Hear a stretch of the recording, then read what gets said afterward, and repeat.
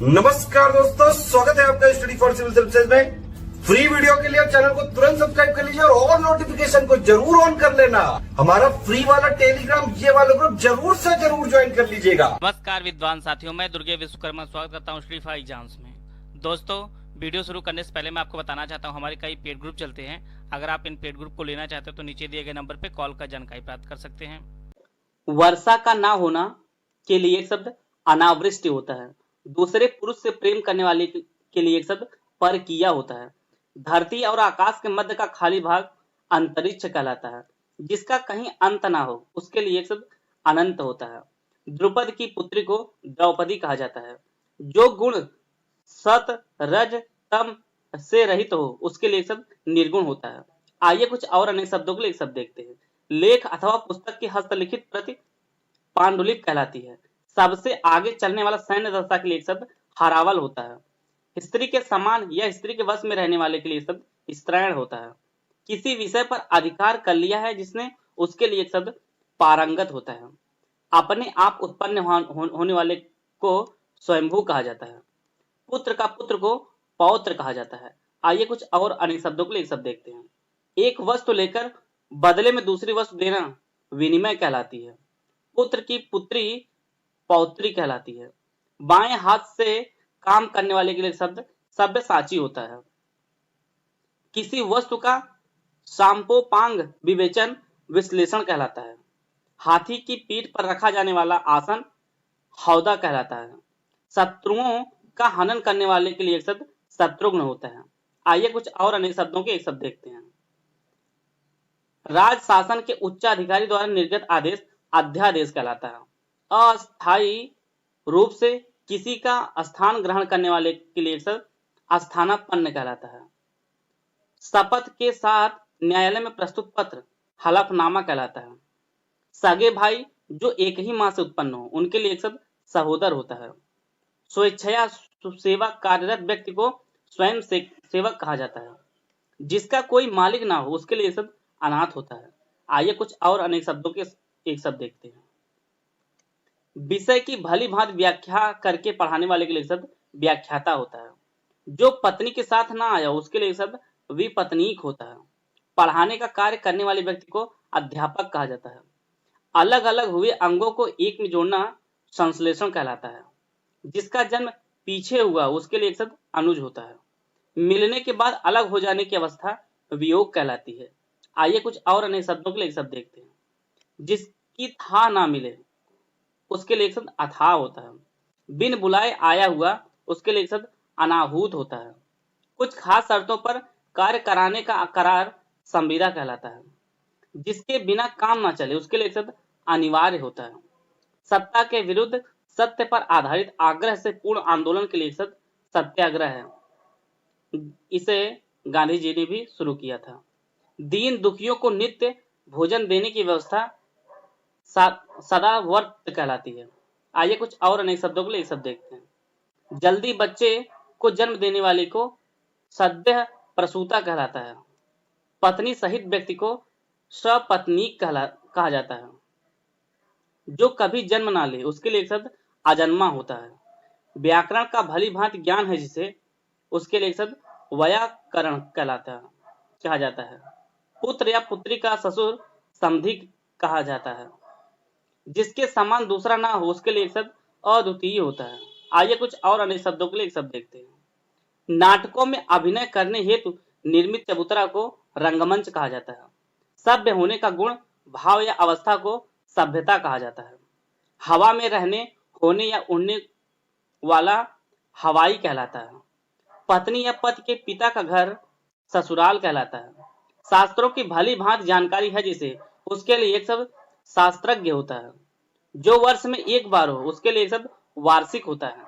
आइए कुछ और अनेक शब्दों के लिए एक शब्द देखते हैं। भूगोल का या भूगोल से संबंधित के लिए एक शब्द भौगोलिक होता है।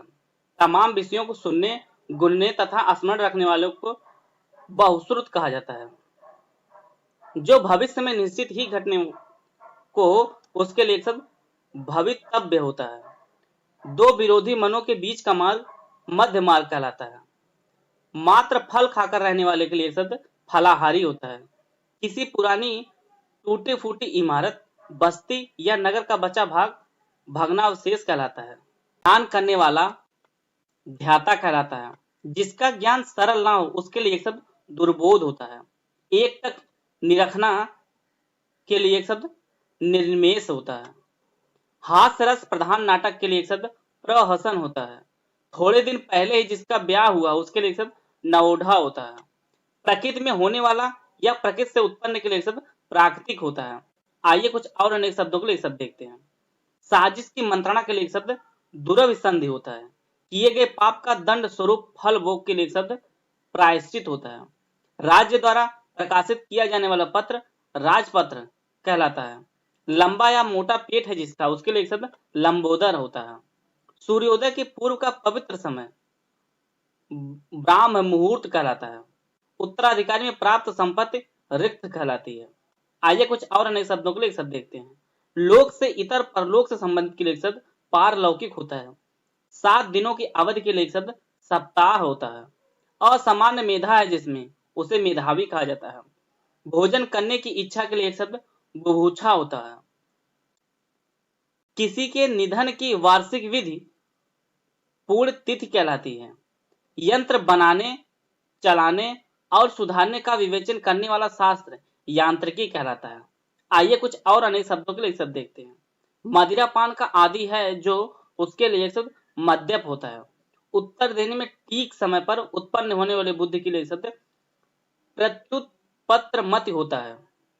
बुद्धि को जीविका बनाकर चलाने वाले के लिए शब्द बुद्धिजीवी होता है। तमाम भाषाओं का ज्ञाता भाषाविद कहलाता है। जिसे प्रयोग में लाया जा सके उसके लिए शब्द प्रयोजनीय है। उच्च न्यायालयों का न्यायाधीश है जो उसके लिए एक शब्द न्यायमूर्ति होता है। आइए कुछ और अनेक शब्दों के लिए शब्द देखते हैं।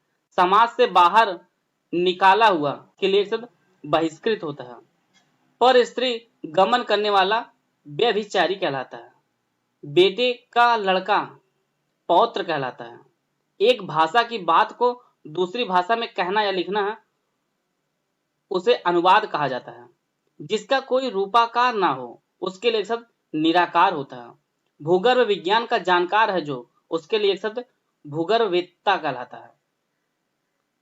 आइए कुछ और अनेक शब्दों के लिए शब्द देखते हैं। ध्वनि वाले स्थान को भेद देने वाले के लिए शब्द वेदी या शब्द भेदी कहा जाता है। सत्य की उपासना करने वाले शब्द शाक्त होता है। विष्णु का भक्त या उस संप्रदाय के अनुरूप आचरण करने वाले के शब्द वैष्णव कहलाता है। एक स्थान से दूसरे स्थान पर न ले जाया जा सके उसके लिए एक शब्द स्थावर होता है। आप लोग इसका विलोम कमेंट बॉक्स में जरूर दीजिए, स्थावर का विलोम क्या होता है। जिसका जन्म पहले हुआ हो उसके लिए एक शब्द अग्रज होता है। किसी पद पर जो पहले विराजमान रहा हो उसके लिए एक शब्द भूतपूर्व होता है। आइए कुछ और अनेक शब्दों के शब्द देखते हैं। एक शब्द देखते हैं। संतान उत्पत्ति में अक्षम स्त्री व मादा पशु के लिए शब्द बंध्या होता है। स्थायी ऐतिहासिक एवं सांस्कृतिक वस्तुओं के संग्रह का स्थान संग्रहालय कहलाता है। हाथ में वज्र धारण करने वाला देवता वज्रपाण कहलाता है। बाहर के तापमान को भीतर न आने देने की व्यवस्था वातानुकूल कहलाती है। हाथ में वीणा है जिसके उसके लिए एक शब्द वीणा पाण होता है। जो जीता ना जा सके उसके लिए एक शब्द अजेय होता है। आइए कुछ और नए शब्दों के एक शब्द देखते हैं। 2 या 2 से अधिक नदियों का मिलन स्थान संगम कहलाता है। बचपन और जवानी के बीच की उम्र के लिए एक शब्द वयः संधि होता है। जिससे विवाह का वचन दिया गया हो ऐसी कन्या को वाग्दत्ता कहा जाता है। शिव को मानने और उस संप्रदाय के नियमों पर चलने वाले के लिए शब्द शैव होता है। पितरों की स्मृति में प्रतिवर्ष दिया जाने वाला दान वार्षिकी कहलाता है। एक से दूसरे को लगने वाली छूत की बीमारी संक्रामक कहलाती है, उसे संक्रामक रोग कहा जाता है। अगर आपको ये वीडियो अच्छी लगे तो आप लाइक कर सकते हैं, चैनल को सब्सक्राइब कर लीजिए और हमारे फ्री टेलीग्राम ग्रुप को आप जरूर ज्वाइन कर लीजिए। मिलते हैं नेक्स्ट वीडियो में, तब तक के लिए जय हिंद, जय भारत।